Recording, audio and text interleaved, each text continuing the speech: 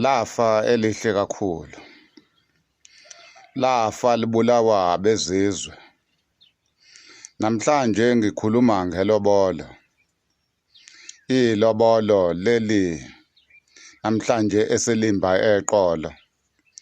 Nelobolo lenkomo kwezinye indawo zo-11, kwezinye indawo ziya ko-15.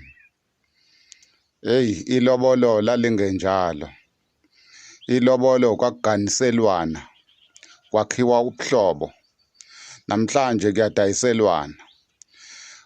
Kuthi futhi kulona lelo lobolo usulobole waqeda, uzwa abantu sekuthiwa bayehlukanisa, kazi ukuba kwenzekani.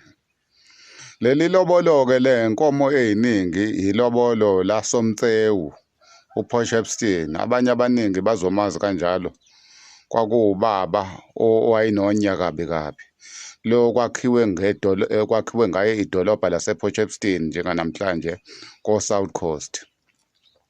Leli lobolo elinezinkomo ongazazi ukuthi uma uyibiza lezi nkomo uzothi wobani amagama azo. Kodwa le nkomo kama nenkomo kababa kuyavela. Emva kwaloko bese sekuba nenkomo ey'ningi ongeke wayichaza ngamagama.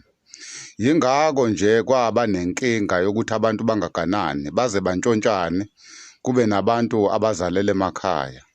Kwaba yilobolo lobandlululo. Elobolweni iy'nkomo zakhona aziziningi kangaka. Kunenkomo 4 nje kuphela.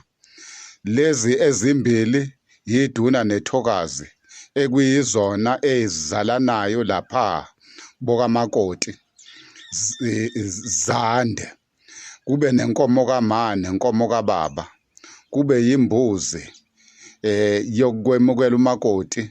Kube yimbuzi ekhipha umakoti kubo. Kodwa namhlanje abaningi ngiyazi ukuthi lento engiyikhulumayo izosusa omkhulu umsindo.